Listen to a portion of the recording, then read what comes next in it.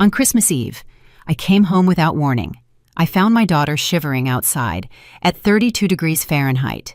No blanket to keep her warm. My son-in-law's family was laughing, toasting with champagne by the fireplace. I kicked the door open, holding my daughter in my arms, and said 6 words. I'm glad you're here.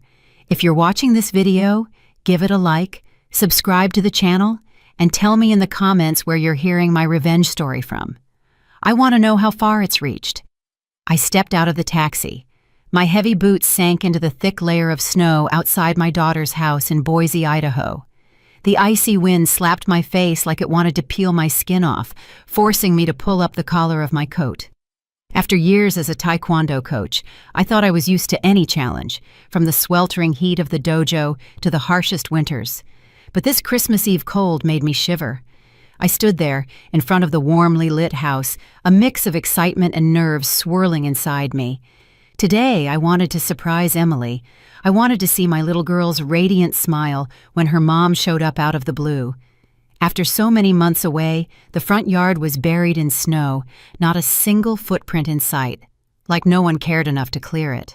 Through the big picture window, I could see the cozy glow spilling out from the living room, where cheerful Christmas music played from a Bluetooth speaker. The song Jingle Bells, Emily's favorite when she was a kid, filled the air. I stepped closer, trying to peek inside. A long table draped in a bright red tablecloth stretched out in front of me, loaded with traditional dishes. A golden roasted turkey, steaming plates of cornbread stuffing, a bowl of cranberry salad with shiny bits of apple and raisins, and glasses of red wine glinting under the lights. The Whitlock family, my son-in-law's folks, was gathered in full. I recognized Mr. Harold Whitlock, Ryan's dad, sitting with an air of authority, and Mrs. Evelyn Whitlock, his mom, holding a glass of wine with a smug smile on her lips. Ryan's sister Abigail was there too, with her 2 young kids laughing nonstop. They were all raising their glasses, toasting around the crackling fireplace. But where was Emily? I frowned, straining to see further inside, thinking maybe she was tucked in some corner. I'd pictured her smiling, chatting happily, like in the old days when she'd wrap her arms around my neck, telling me endless stories. Then I heard a noise, a faint whimper coming from the porch. I turned, and my heart stopped. Under the dim light, next to a snow-covered poinsettia planter, Emily was curled up in an old wooden chair. She wore only a thin blouse, her frail shoulders shaking uncontrollably, her messy hair sticking to her forehead, damp from melted snow. I ran to her, my heart pounding like a drum. "Emily!" I shouted, my voice breaking with panic. I yanked off my coaching jacket and wrapped it around her with urgency. My trembling hands touched her arm. It was ice cold, like there was no warmth left in her. Emily lifted her face, her eyes red, her pale lips barely whispering, "Mom." Her voice was so faint, it almost dissolved into the air, and she collapsed against my shoulder. I hugged her tightly, feeling her body shake like a bird caught in a storm. "I'm here, sweetheart. I'm here," I whispered, trying to sound calm, though tears burned in my eyes. I pulled an extra sweater from my bag and wrapped it around Emily, trying to share some of my warmth. I lifted her in my arms as her soaked slippers fell into the snow, leaving a messy trail. I held her close, feeling her weak breath against my neck. In that moment, all I wanted was to get her out of there, away from the biting cold, away from whatever had brought her to this state. But then, from inside the house, the laughter kept going, careless and cruel. I clearly heard Ryan's deep voice, smug and boastful, bragging about something. The whole table erupted in laughter, and the clinking of glasses sounded like distant, eerie music.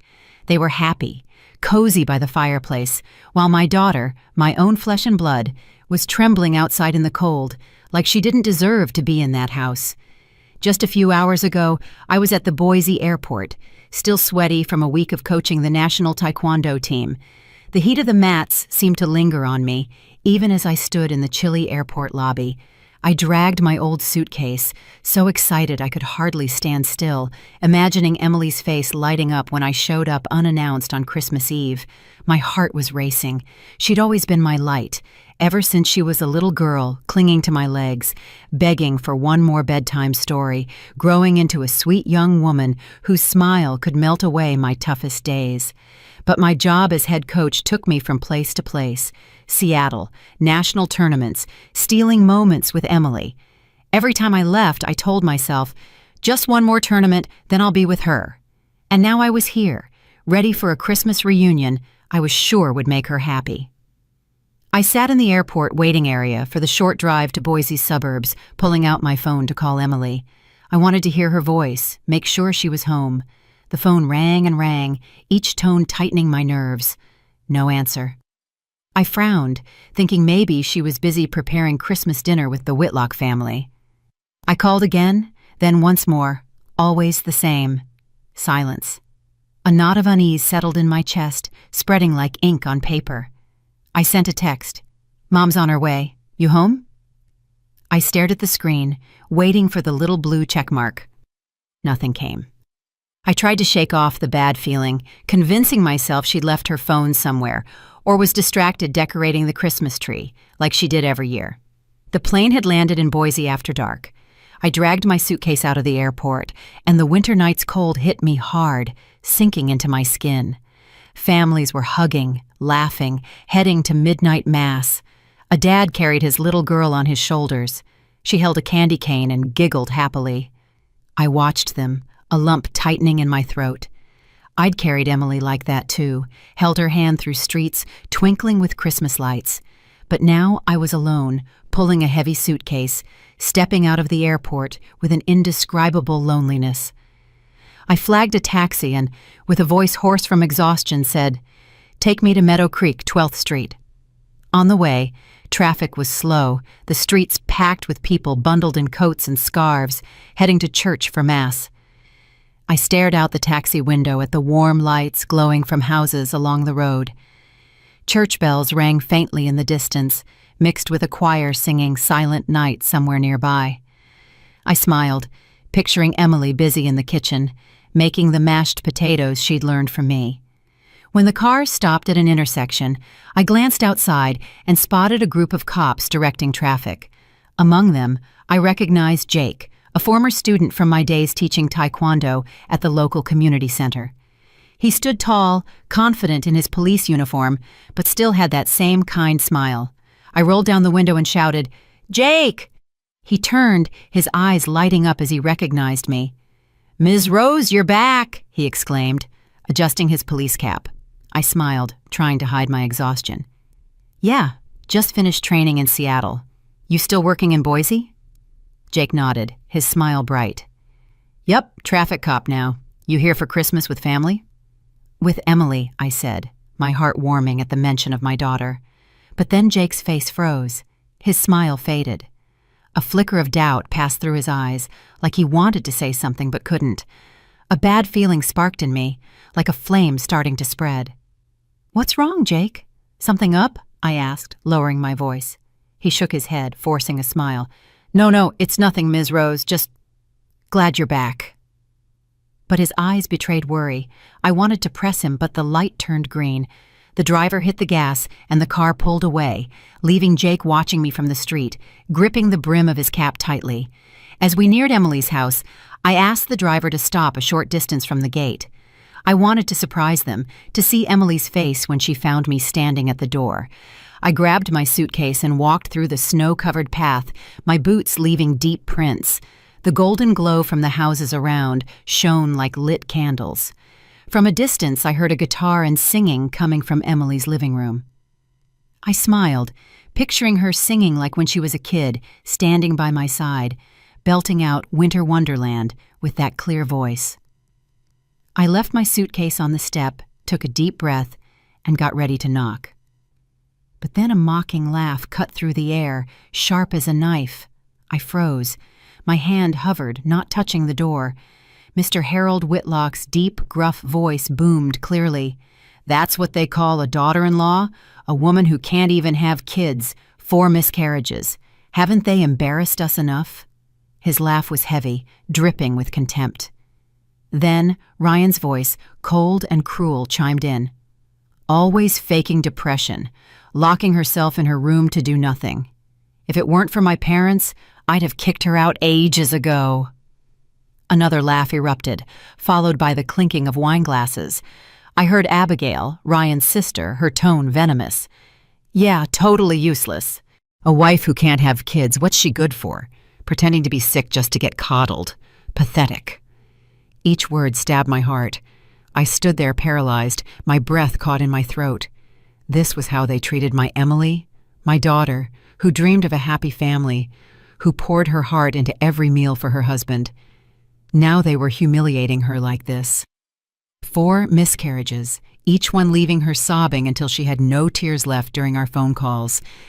And now they said she was faking it. I clenched my fists, my nails digging into my palms. And that's when I saw Emily, curled up in a wooden chair on the porch, in just a thin blouse, her head bowed, her whole body trembling in the freezing cold. My eyes blurred with tears. My heart stopped. I scooped Emily into my arms. Her body was still shaking, cold as a block of ice. My hands trembled too, not just from the bitter Boise night, but from the rage burning in my chest. Each step toward the Whitlock's door felt like it carried 1,000 pounds, but I didn't stop. I pounded on the wooden door, my knocks firm, drowning out the Christmas music blaring inside. Jingle bells looped over and over, mocking the painful scene I'd just witnessed. No one came to open it. I gritted my teeth and banged harder, like I wanted to knock the door down in one blow. Finally, the door swung open. Mrs. Evelyn stood there, a glass of red wine wobbling in her hand, her lips painted bright red, glossy under the light. The smell of alcohol wafted from her, but her face wore a forced smile, trying to seem polite. "Hey, Ms. Rose, what a surprise," she said, her voice syrupy but fake, like I was an unwelcome guest. "Why didn't you let us know so we could roll out the red carpet?" I locked eyes with her, not bothering to hide my anger. "Let you know?" I growled, each word hissing through my teeth. "If I'd let you know, how would I have seen this? What did you do to my daughter?"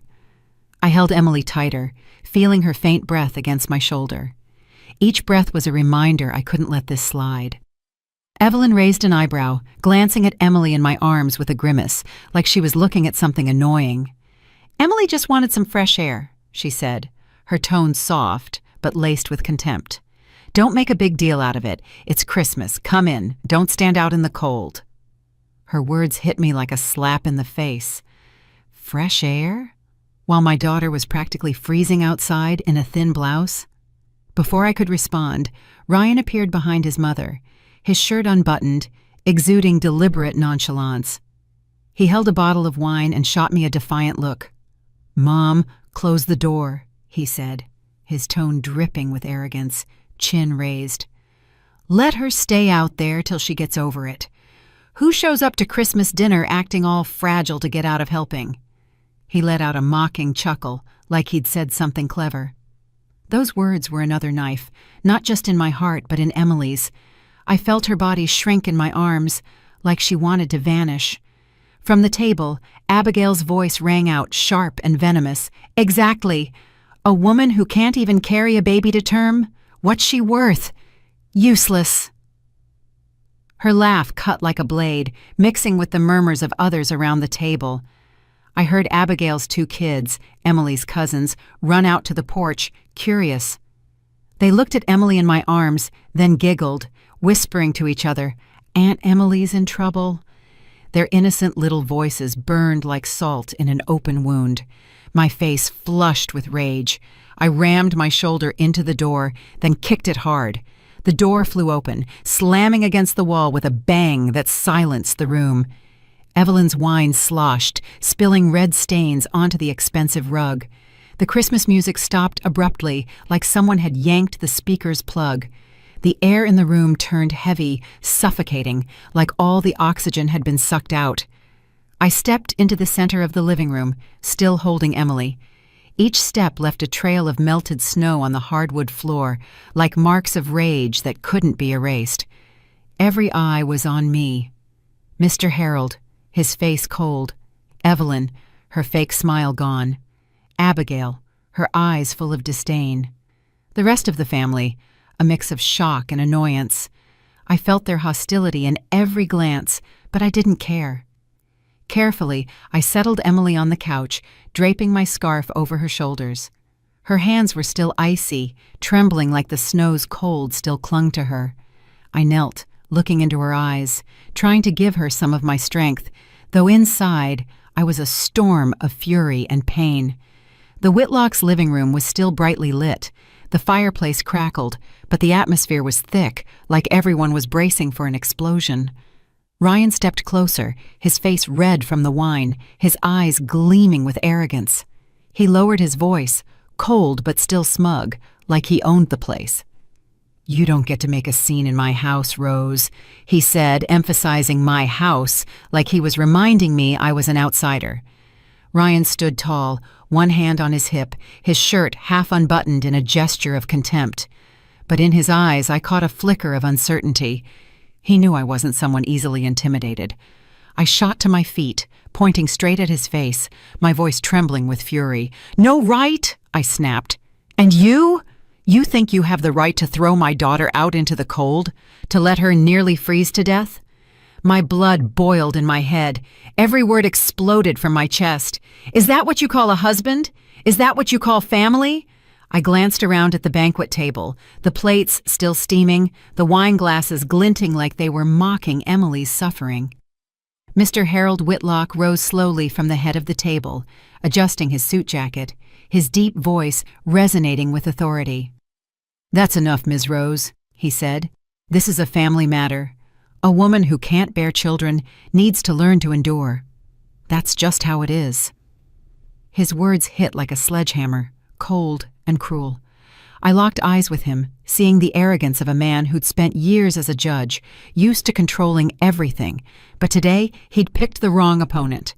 I glanced at the table, where the roasted turkey still wafted its aroma, the cornbread stuffing neatly arranged, the wine sparkling under the lights.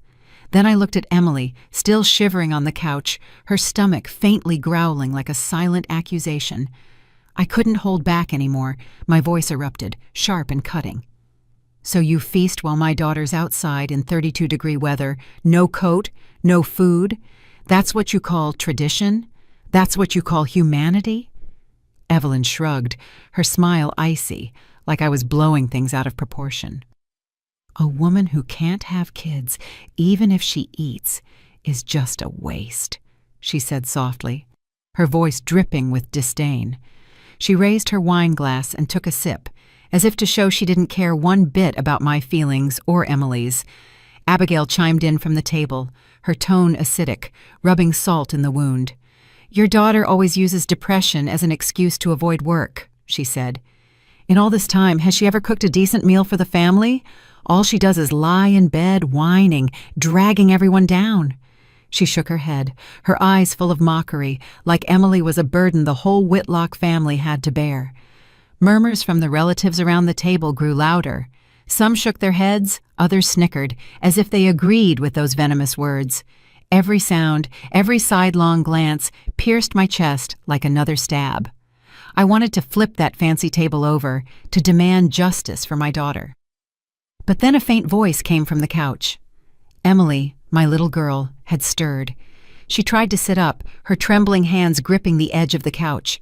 "I'm so tired," she stammered, her voice breaking, barely audible. "No one understands." Her words were crushed instantly by Ryan's shout. "Enough," he barked. "Shut up. You've embarrassed me enough already." He stepped toward her, his gaze icy, like he wanted to shatter what little strength she had left. I saw Emily's shoulders slump, her red eyes brimming with tears, and my heart tightened. I stepped in front of her, ready to do whatever it took to protect her. Memories of Emily flooded my mind like an avalanche. I remembered the days she'd call me, sobbing over the phone. Each time she lost a child, the first, the second, the third, the fourth. With every miscarriage, her soul broke into pieces. She'd been a sweet girl who dreamed of a warm home, family dinners with her husband and kids. But the pain over and over had pushed her to the edge of despair. I'd tried to be there for her, even through long-distance calls, but I never imagined the Whitlock family, the ones I trusted, would treat my daughter like this. Ryan, my son-in-law, who I once thought was a decent man, now showed his true face, a cruel bully who cast my daughter out into the cold, treating her like garbage. I was on the verge of losing it. Through the window, I saw Jake standing silently on the porch. Maybe he'd been patrolling the neighborhood, his hard gaze and clenched fist showing he'd heard and witnessed this cruelty. I gave him a slight nod, signaling him not to step in just yet, but inside, his presence was a ray of hope. I knew I wasn't alone. I had a witness, someone who knew the truth. Ryan took another step, pointing at me, dropping the mask of politeness. "I'm warning you, this is my house," he said. "Stay out of it, or things will get worse." He smirked, convinced I'd back down under the Whitlock family's power. He was wrong. I clenched my fists, my knuckles cracking, feeling all the rage I'd bottled up in my life explode in that moment. The air in the room was so thick, it felt like a single spark could set it all ablaze. I locked eyes with Ryan, my voice low but sharp as a knife. "You think you can threaten me? You think you can keep hurting my daughter without paying a price? You're wrong, Ryan. I'm not letting this go." I turned to the whole Whitlock family, from Mr. Harold's cold stare to Evelyn's faint smirk to Abigail's disdainful glare. "All of you," I said, my voice echoing in the silent room. "You're going to pay for what you did to Emily." The Whitlock's living room fell into a terrifying silence, like the air had been sucked out, leaving only a thick tension ready to explode. I placed my hand on Emily's shoulder, feeling her frail frame under the scarf, my voice steady and unwavering. "This isn't a private matter anymore. This is domestic abuse." My words landed like a stone in a still lake, rippling through everyone in the room. Evelyn, still holding her wineglass, let out a mocking laugh, swirling it like she was enjoying a joke. "Abuse?" she said, her tone dripping with sarcasm and arrogance. "We're just teaching her place, Rose. You should thank us for putting up with her this long." Ryan stepped closer, his eyes red from alcohol and rage. He spat his words, like he was chewing each one before letting it out. "She fakes depression. Fakes pain to do nothing. No one's hitting her. We're just sick of her uselessness." He paused, staring at me with a twisted smile. "Teach your daughter again, Rose. Nobody loses 4 pregnancies in a row. Maybe she did it on purpose." Those words were like a razor blade. They didn't just cut my heart. They tore open Emily's unhealed wounds. I heard her breath catch, like she'd been punched in the chest. 4 miscarriages. 4 times she called me, sobbing, her voice broken, saying she'd lost the children she could never hold. Each time, I could only clutch the phone, helpless from afar, trying to comfort her with empty words. And now Ryan dared to stand in front of me and say she'd done it on purpose. I clenched my fist so hard my nails dug into my palm, blood rushing to my face. He'd crossed a line I couldn't forgive. I pulled my phone from my coat pocket. My hand shook, but I quickly dialed the nearest police station. "I'm calling the cops," I said, my voice cold as ice, though inside I was a hurricane. "A report will be filed. You'll answer to the law."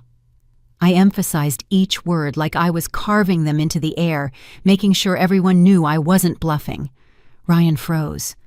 The wine bottle slipped from his hand, clattering onto the hardwood floor, red wine staining the expensive rug. Panic flashed in his eyes, though he tried to regain his air of superiority. "You wouldn't dare!" he shouted, but his voice wavered, like he hadn't expected me to go this far. Mr. Harold, who'd been watching with a cold expression, stepped forward, adjusting his tie, his deep, gravelly voice booming with authority. "You have no idea who you're challenging, Rose," he said. "I've spent my life on the judge's bench. I've seen the worst this world has to offer. You think a phone call will make us tremble?" His eyes were sharp as knives, reminding me the Whitlock family wasn't easily shaken. But I didn't back down. I'd seen my daughter shivering in the cold, and nothing, not even Mr. Harold's power, would silence me. Abigail, from the table, crossed her arms and let out a mocking smile. "Go ahead, make the call, Ms. Rose," she said, her tone taunting. "Let's see who they believe, a crazy old lady or a respected family like ours. You think the police will side with you?" Her venomous laugh rang out, confident I'd fail. Emily, still on the couch, tugged at my sleeve, her voice trembling in a whisper. "Mom, please don't do it. I just want peace." Her red eyes, full of fear, seemed to say she was terrified things would get worse. I looked at her, my heart aching. I knew she was scared of the Whitlocks' retaliation, of more humiliation piling on, but I also knew if I stopped now, Emily would be trapped in this pain forever. I squeezed her hand tightly, trying to pass her some of my courage. "You don't have to be afraid," I said softly but firmly. "I'll protect you, I promise." I lifted her in my arms, snow from her clothes falling onto the rug like pieces of a shattered dream. I ignored the Whitlocks' scornful glares and their muttered threats. All I knew was I had to get her out of that place, out of that cage of cruelty she'd been locked in for too long. As I turned toward the door, I saw Jake through the foggy glass, standing on the porch. His hand rested on his radio, his eyes burning with a hidden fire, ready to act at any moment. I gave him a slight nod, enough to let him know I was ready for the fight. Jake nodded back firmly, his hand still gripping the radio like a promise he'd stand by me. I walked out without looking back. Behind me, I heard Evelyn yelling at the housekeeper to clean the spilled wine on the rug. I heard Ryan slam his hand on the table, muttering a curse. Then Mr. Harold's deep, angry voice echoed as he called someone on the phone. All those sounds were like arrows piercing my back. But I didn't care. I took Emily to my small apartment near the National Training Center, where I'd lived for years as a coach. It wasn't fancy. Just a living room with an old couch, a simple kitchen in the corner, and a few family photos on the wall. But to me, it was a safe place where I could shield my girl from the Whitlocks' insults and the cruel cold. I carried Emily to her room and gently settled her on the bed. She was still shivering, though wrapped in my thick coat. I dug through the closet for an old sweater, put it on her, then made a mug of hot cocoa, its sweet aroma filling the chilly air. "Drink this, sweetheart," I whispered, placing the mug in her hands. But she just stared at it, her eyes empty, like she didn't believe she deserved even a bit of warmth. My phone rang, cutting through my thoughts. It was Jake. His voice was deep and steady. "Ms. Rose, I just filed the initial report at the station, but the Whitlocks won't go down easy. They've got influence, you know that. I'm ready to testify as a witness if you need me." I felt the determination in his tone, like a small flame that never dies. Jake, my old student, the one who once stood in the dojo with bright eyes, was now by my side in a different kind of fight. "Help me prepare, Jake," I said, my voice brief but full of gratitude. "This could be a long battle." He replied with a simple, "I got it, Coach. I'm here." The next morning, I took Emily to a therapist in downtown Boise. Dr. Linda Carter, an older woman with a kind gaze, welcomed us into a cozy office. After talking with Emily, she looked at me, her voice heavy and sad. "She's suffering from severe depression, Ms. Rose. 4 miscarriages combined with constant insults from her in-laws have crushed her confidence. She needs rest, treatment, and above all, to feel safe." I nodded, my heart tightening. I knew Emily wasn't okay, but hearing it from the therapist felt like another stab. I looked at her, curled up in the chair, her hands clasped tightly, and blamed myself for not being there sooner. That afternoon, Jake stopped by the apartment, out of his police uniform, carrying a bag of fruit and some old cookbooks. He set them in front of Emily, hesitating. "I know you like cooking," he said. "Thought maybe starting small, like a pie or some chicken noodle soup, might make you feel better." His voice was gentle, but I saw the worry in his eyes. Emily lowered her head, clutching the edge of her blouse, and murmured, "Thanks, but I don't think I can do anything anymore." Her words pierced my chest like a needle. Jake's face fell for a moment, but he didn't push her, just nodded quietly. He left the bag on the table and turned to me. "Ms. Rose, whatever you need, just say it. I've got your back." That night, after Emily was asleep, I sat at the kitchen table under the dim light, surrounded by papers. I heard a noise outside, then saw a thick envelope slide under the door, silent as a quiet threat. I opened it. Inside was a handwritten note, the letters messy. "Don't mess with the Whitlock family if you don't want to end up as miserable as your daughter. Give up." My blood boiled as I read it. I crumpled the paper and threw it hard into the trash, the sound breaking the silence. That threat didn't scare me. It only fueled me. They thought I'd back down. They were wrong. That same night, I started organizing all the proof of money I'd sent Emily over the years, bank receipts, messages with my notes of love. Each was evidence I'd always tried to support her, even though Ryan and his family had squandered most of it. Every paper was a memory. The times Emily called, her voice shaky, saying she wanted to buy something for the house, only for Ryan to tell her it wasn't needed. I gripped the pen so hard it nearly snapped. I'd trusted Ryan. I thought he'd take care of my daughter, but he only saw her as a tool, and when she stopped being useful, he discarded her without mercy. Emily woke up in the middle of the night. She stumbled out of her room, legs trembling, and saw me at the table, buried in papers, my eyes tired but full of fear. "Mom," she whispered, her voice breaking, I'm scared. I'm scared they'll do something to you." I looked up, saw her red eyes, and felt my heart being squeezed. I stood, walked to her and hugged her, feeling her fragile body in my arms. "You don't have to be afraid," I said firmly, though inside I was a knot of nerves. "From now on, I'm the one who will protect you from everything. I promise."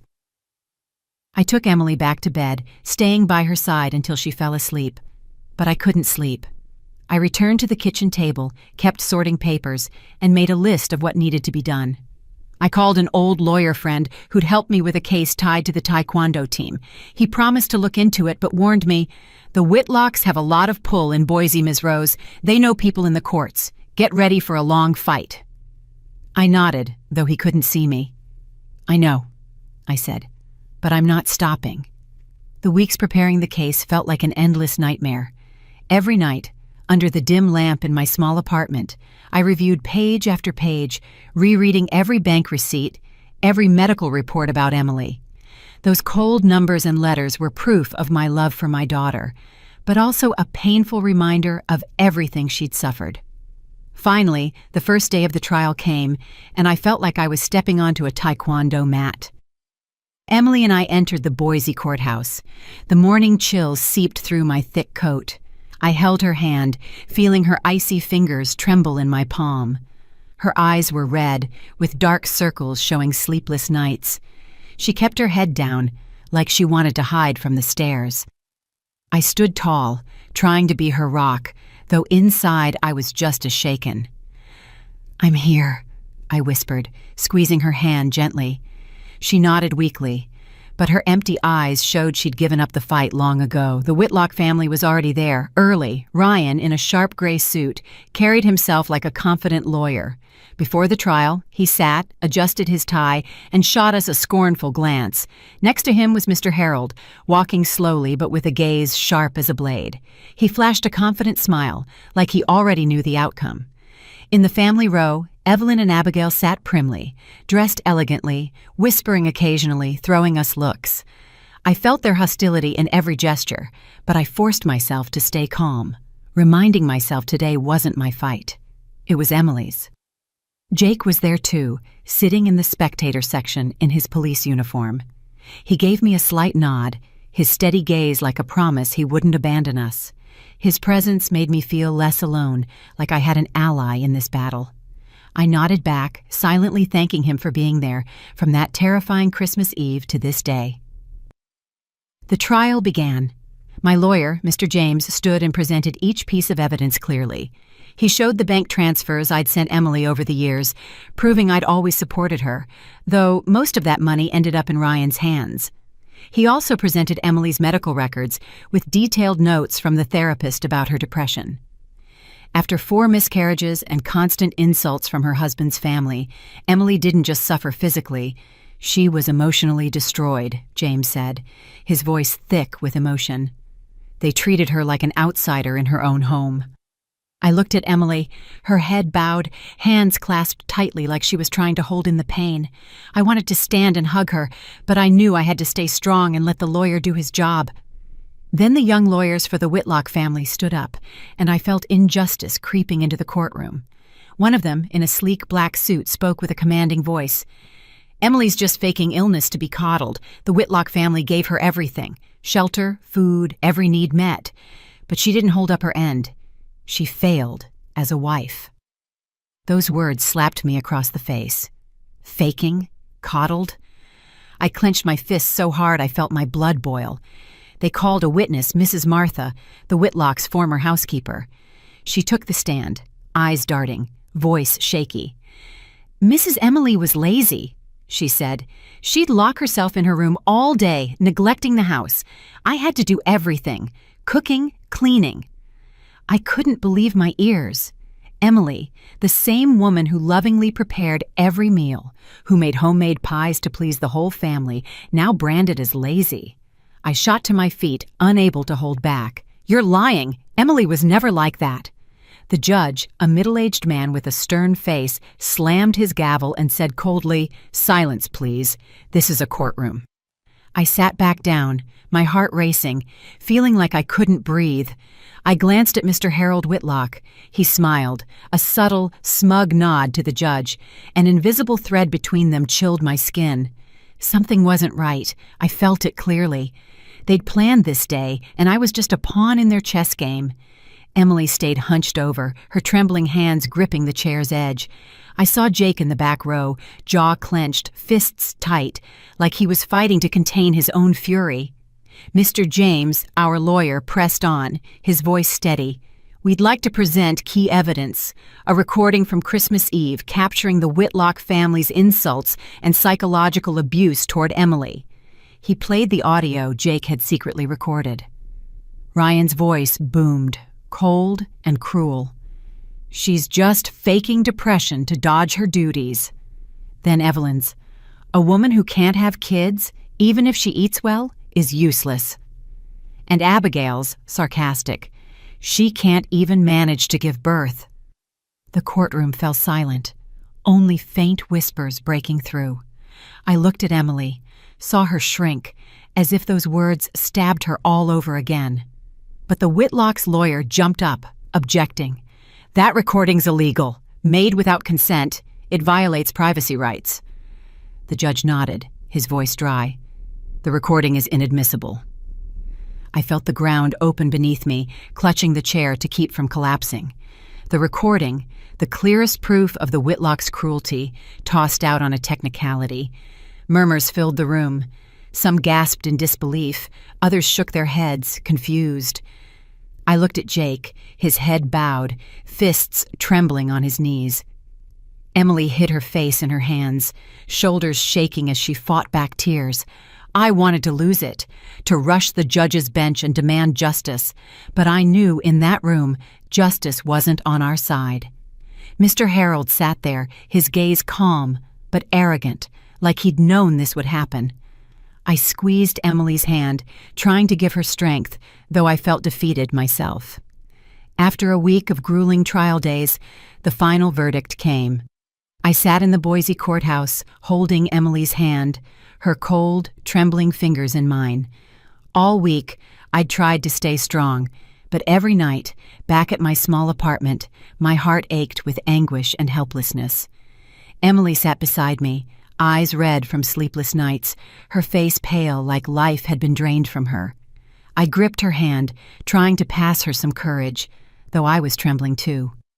Ryan strode into the room, adjusting his tie like it was just another day.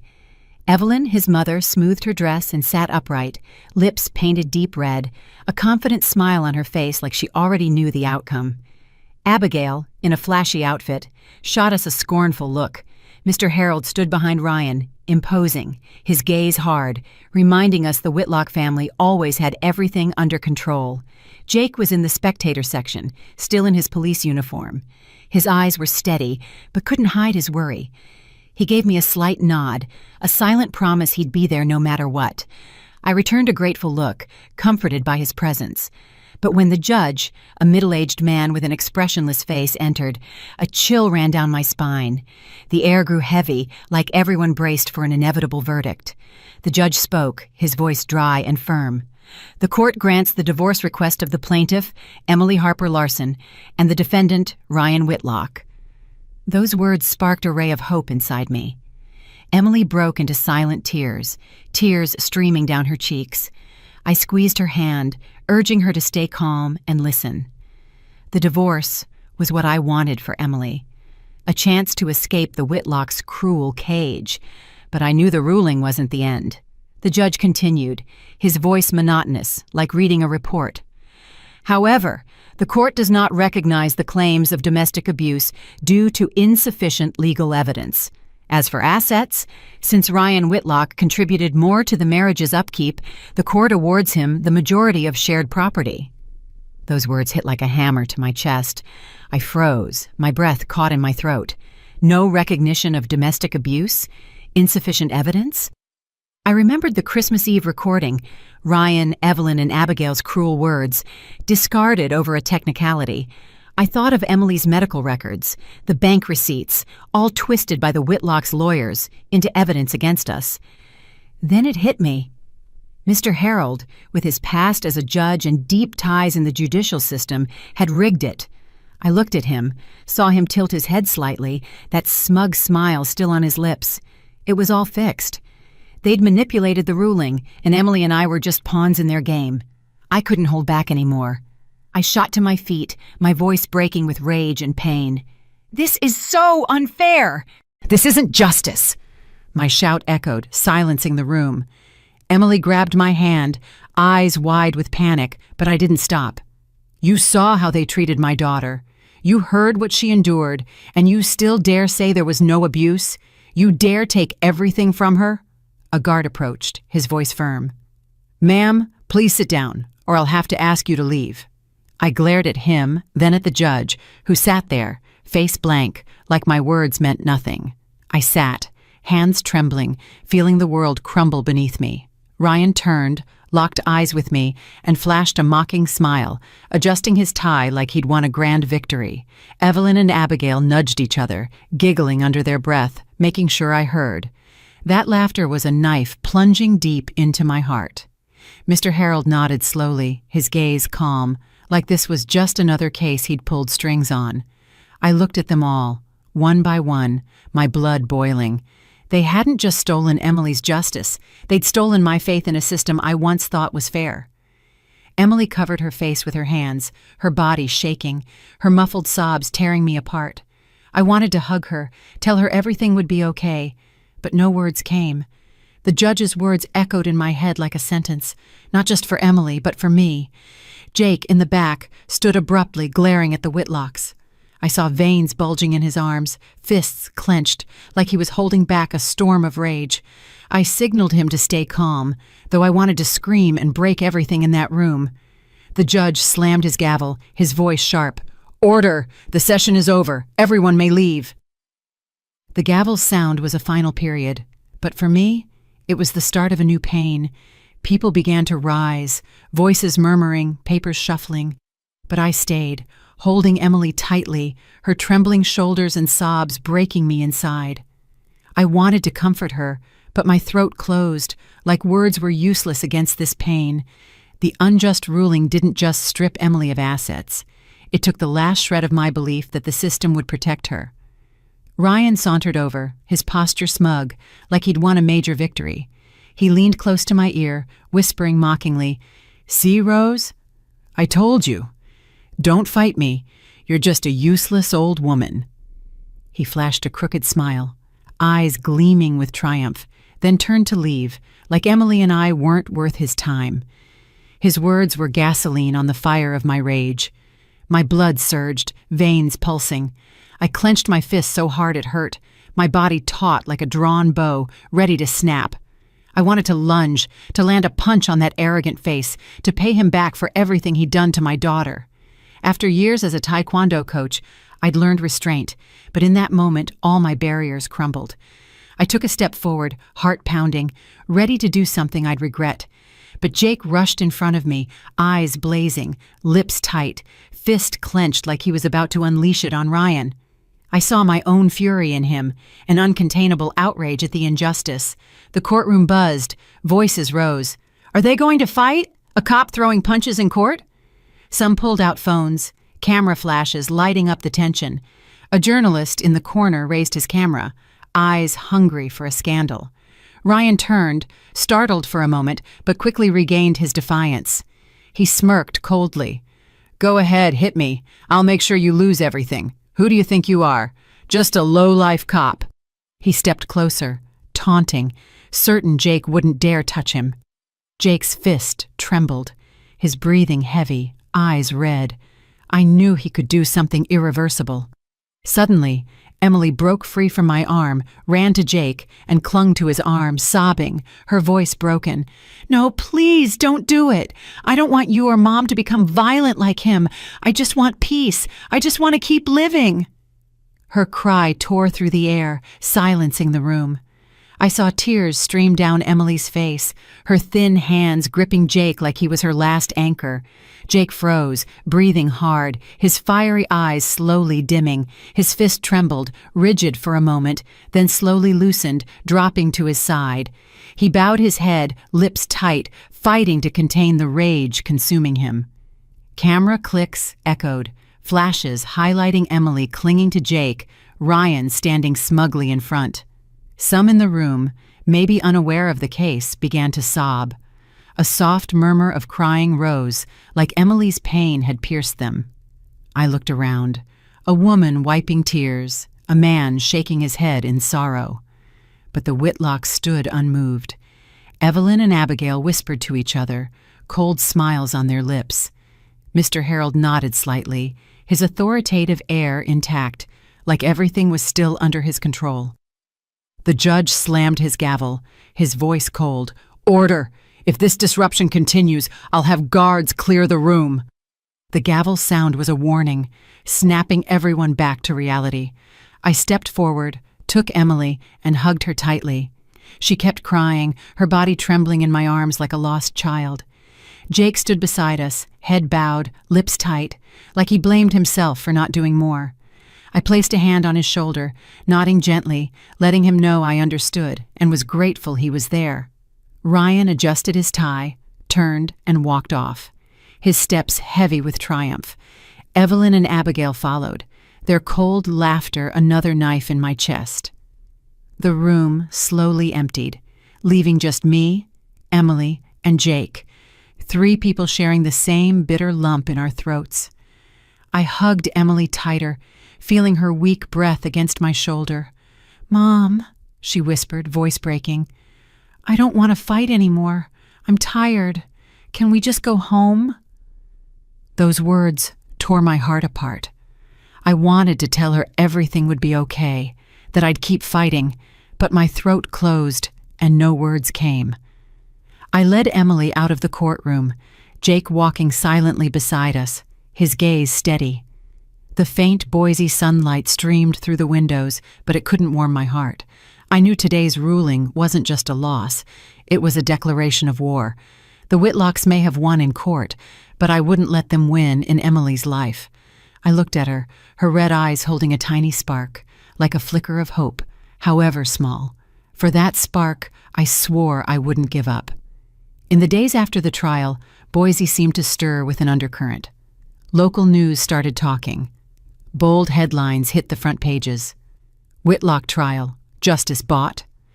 Reading those words, my heart pounded, like they voiced our pain, Emily's and mine. On social media, the video of Emily clinging to Jake in the courtroom spread fast. The image of my daughter, eyes red, voice breaking, begging Jake not to become violent, touched many hearts. Comments flooded with outrage. The Whitlocks think they can control everything. Emily deserves better than this."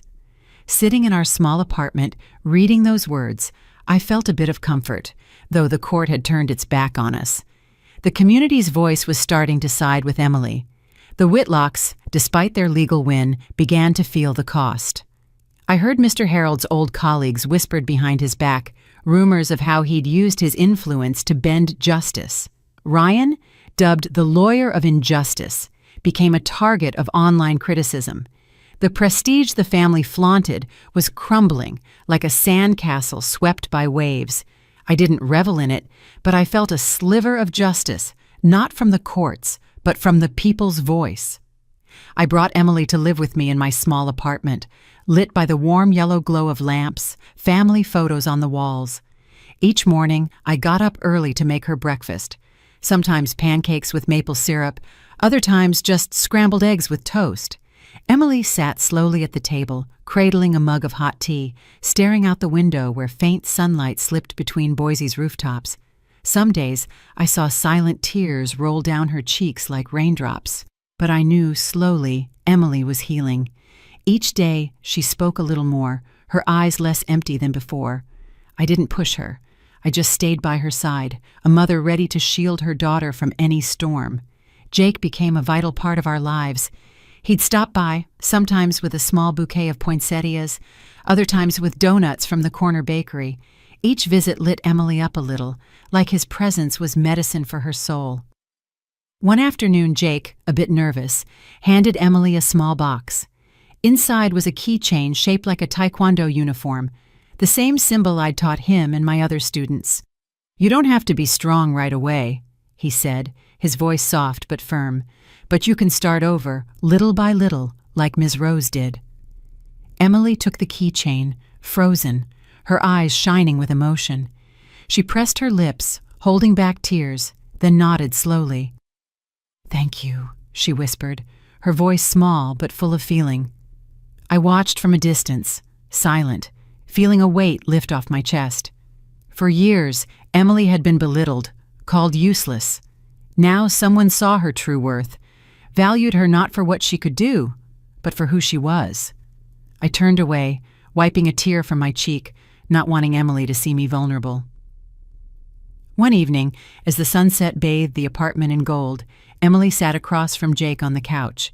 Her head was bowed, hands twisting the edge of her sweater, voice trembling. "Jake, I might never be able to have kids, if that disappoints you." She stopped, like she feared those words would ruin everything. I was in the kitchen, pretending to wash dishes, but my heart stopped, waiting for Jake's reply. He smiled, a warm, steady smile, took her hands, and looked her in the eyes. "I don't need that, Emily. You're already my family."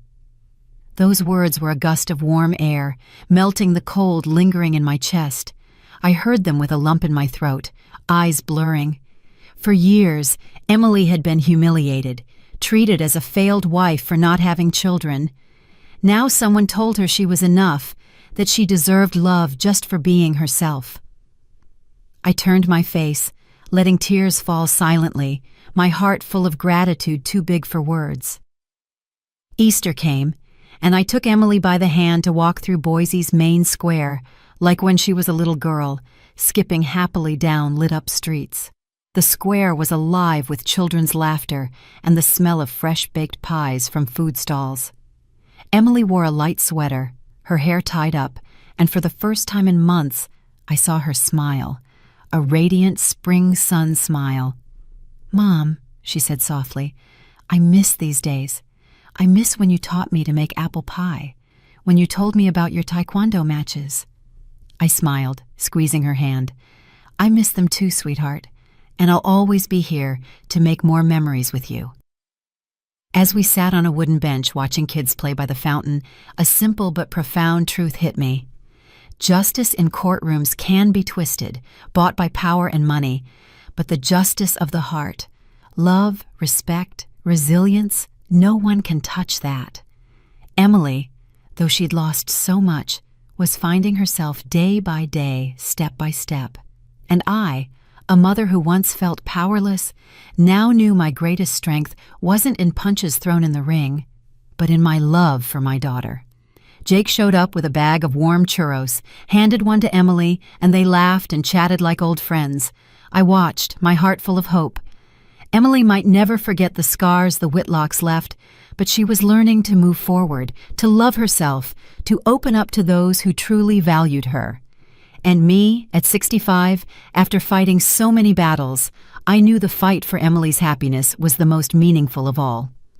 This story is fictional, but draws on real-life experiences. Names and places have been changed to protect those involved. We share it not to judge, but in hopes someone will pause and think about how many mothers suffer silently in their own homes. I'm genuinely curious. If you were in my shoes, what would you do? Would you stay silent for peace, or would you dare to face it all to reclaim your voice? I want to know what you think, because every story is a candle that can light someone's path. God always blesses. I firmly believe courage leads to brighter days. In the meantime, at the end of the video, I've linked 2 of the channel's most loved stories. They'll surprise you, I promise. Thanks for staying until the end.